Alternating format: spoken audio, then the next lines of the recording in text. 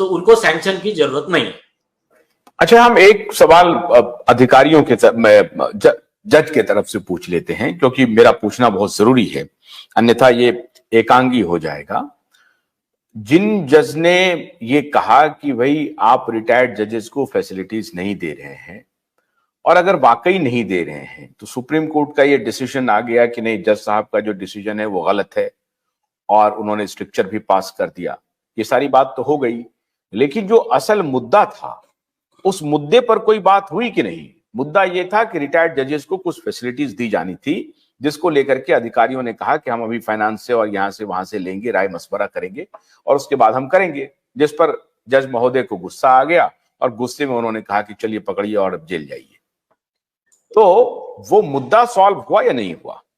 नहीं, वो मुद्दा तो माजूम है, क्योंकि सुप्रीम कोर्ट ने कहा कि हाई कोर्ट को कोई अधिकार नहीं है, ना हाई कोर्ट को अधिकार है, ना सुप्रीम कोर्ट को अधिकार है कि वो स्टेट को कहे कि आप ऐसा कानून बनाओ। कानून बनाना ये संसद का काम है, तो उसमें न्यायपालिका हस्तक्षेप नहीं कर सकती। संविधान ने न्यायपालिका को ऐसा कोई अधिकार ही नहीं दिया है। सेम ग्राउंड रेशो इसमें भी लिया गया है, एलजीबीटीक्यू में, सेम सेक्स मैरिज में। सुप्रीम कोर्ट ने कहा कि हमको अधिकार ही नहीं है कि हम आदेश दें कि आप ऐसा कानून बनाओ, और वो चीज हम पहले दिन से कह रहे थे। उसी के आधार पे तो सीजेआई चंद्रचूड़ के खिलाफ एक केस फाइल हुआ था ना, तो वो अधिकार नहीं है, वो पॉइंट।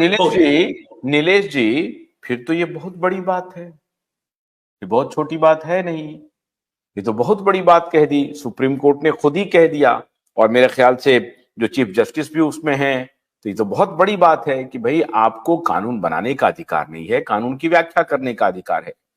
और इस तरह से अगर डायरेक्ट एविडेंस मिल गया कंटेम्प्ट ऑफ कोर्ट का, जो खुद जस्टिस कर रहे हैं, अपने ही अधिकार का हनन कर रहे हैं, तो ये भी तो कंटेम्प्ट ऑफ कोर्ट है, कंटेम्प्ट ऑफ लॉ है, कि आप कानून की अवहेलना करके इलीगल निर्णय देते हैं, इलीगल डिटेंशन के लिए आप ऑर्डर करते हैं, आप उनको इंटिमिडेट करते हैं। सो इंटिमिडेशन जो है, it has become the new normal. Normal court में अब जजेज इस तरह से धमकी दे रहे हैं। अभी बाबा रामदेव की ही मामले में आपने देखा होगा कि किस प्रकार से धमकी देना शुरू कर दिया। तो ये तो नॉर्मल, और ये विशेषाधिकार का हनन है।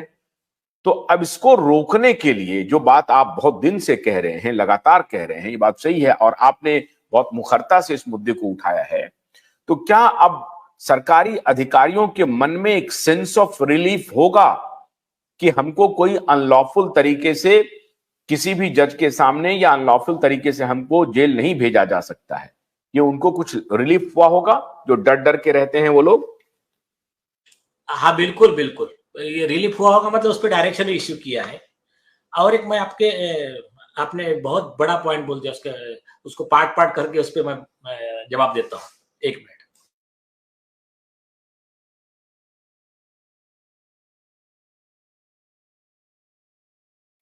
पहली बात, वो बात आपने बिल्कुल सही कही कि जब एक बार कॉन्स्टिट्यूशन में प्रोविजन है कि आप ऐसा नहीं कर सकते, उसके बाद में सुप्रीम कोर्ट के कई गाइडलाइंस है, उसको उसने कोट किया। सीजेआई चंद्रचूड़ जी के बेंच ने उसको कोट किया कि ये ऑलरेडी केस लॉज है कि आप ऐसा नहीं कर सकते, या ये केस लॉ है, ये केस लॉ है। तो जब एक बार सुप्रीम कोर्ट ने लॉ बना दिया, उस लॉ के खिलाफ जाकर जज कुछ ऑर्डर पास करता है, तो सेक्शन 2B और section 12 of contempt of court act 1971 के तहत, रीड विथ सेक्शन 16, उस जज को 6 महीने की जेल का प्रावधान है। और इसके पहले इस कानून के तहत कई जजेस को प्रोसिक्यूट किया गया है। उसमें से सबसे बड़ा एग्जांपल है हाई कोर्ट के जस्टिस CS कर्नल, उनको 6 महीना जेल में रखा था, मतलब 6 महीना पूरा जेल टर्म कंप्लीट करना पड़ा। दूसरे जुडिशियल ऑफिसर थे भरत कांत मिश्रा। तीसरे जज थे MP द्विवेदी का, जो MP द्विवेदी का केस था।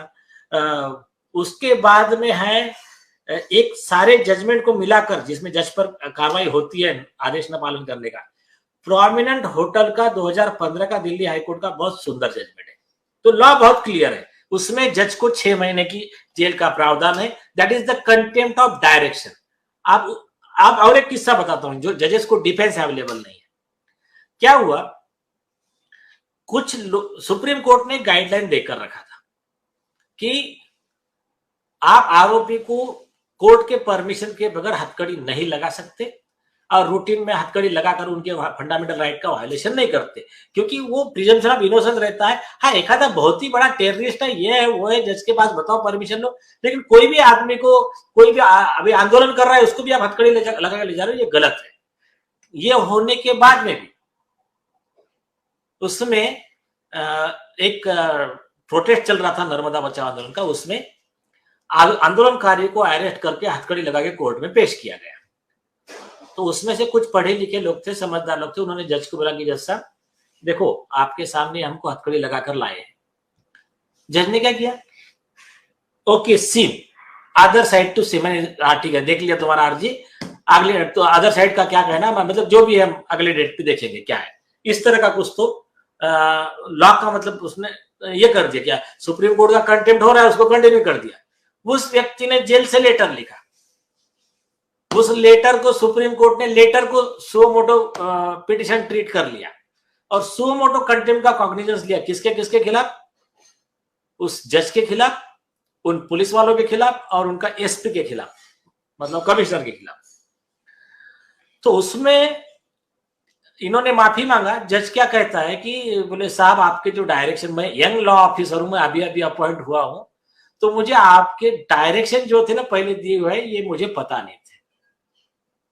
सुप्रीम कोर्ट का क्या कहना था, मतलब कई जजमेंट में भी है कि इग्नोरेंस ऑफ लॉ, मुझे ये लॉ पता नहीं था, ये डिफेंस तो कॉमन मैन को अवेलेबल नहीं है, तू तो जज है, तो you are guilty of contempt. लेकिन तू, तेरा उम्र थोड़ा सा यंग है तू, और तू मतलब माफी मांग रहा है, इसलिए तुझको जेल में ना भेजते हुए तुम्हारे खिलाफ, तुम्हारे जो ये कंडक्ट है इसका एंट्री तुम्हारे सर्विस बुक में लेने का हम ऑर्डर करते हैं। सेम एक्शन एसपी पे भी लिया कि उन्होंने कहा कि जब हमने तुमको नोटिस निकाला तो जवाब देने से पहले तुमने तुम्हारे पुलिस वालों पे कार्रवाई कर जवाब रिपोर्ट फाइल करना चाहिए था। तुमने भी you means supported the contempt, therefore you are also guilty of contempt. तो इस तरह का वो सुप्रीम कोर्ट ने बनाया। तो ये लॉ लागू होता है जजेस के लिए। तो ये क्या है कि जब आम जनता, और एक बात, सीएस कर्नल के केस में 2017 वॉल्यूम 7 एससीसी पेज नंबर 1 री सीएस कर्नल, इसमें 7 जज की संविधान पीठ बैठी थी। उसमें एक बात बहुत सुंदर लिख दी उन्होंने, तो मतलब उस पर कई लोगों ने गौर नहीं किया, हमने कई बार यूज किया उस जजमेंट को। आप ये जो कंटेम्प्ट का यह है ना पिटिशन, ये इस देश का कोई भी नागरिक फाइल कर सकता है, और वो जब फाइल होगा तो सुप्रीम कोर्ट को उस पिटिशन को सुनना, उसको एग्जामाइन करना और उस पे मेरिट पे जजमेंट देना बाइंडिंग है, ऐसा लॉ बना दिया है। तो इसमें अभी सरकार की तरफ से या तो फिर गवर्नमेंट एम्प्लॉयज एसोसिएशन की तरफ से, या तो फिर अगर वहां से नहीं होता है तो फिर इंडियन बार एसोसिएशन की तरफ से एक कंटेम्प्ट पिटिशन फाइल किया जाएगा। अभी तो एक्चुअली क्रिमिनल प्रोसिक्यूशन का भी एक रिक्वेस्ट लेटर तो वहां भेज दिया है राष्ट्रपति जी के लिए। लेकिन एक बात मैं इस केस का और एक कहना चाहता हूं, फिर इसको कंक्लूड करते हैं। वो क्या है कि जब सीजे चंद्रचूड़ जी का बेंच ये ऑर्डर दे रहा है, तुम्हारे नजर में आ गया है कि इन्होंने गलत किया है, तो उसमें तुम्हारा जिम्मेदारी है कि जब आप ये एनालाइज कर रहे हो कि इसने गलत किया है, तो आपने डायरेक्शन क्यों नहीं दिया कि CBI to take appropriate steps of prosecution of this 2 जजेस। जिम्मेदारी तो उनका ही था, ठीक है, अभी कोई बात नहीं, उन्होंने किया नहीं। अब दूसरी चीज और एक इंपॉर्टेंट पॉइंट, भोलानाथ का ब्रश कटर एक बैटरी चालित मशीन है जिसका चार्जिंग समय 3.5 घंटे है। यह 6 से 8 घंटे के प्रभावशाली संचालन समय का दावा करता है, जिससे यह एक बार चार्ज करने पर 16,000 वर्ग फुट गेहूं या चावल के खेतों को कुशलतापूर्वक काट सकता है, जबकि इसका पेट्रोल समकक्ष व्यक्ति उसी कार्य के लिए 1,000 रुपए मूल्य का पेट्रोल खर्च करता है।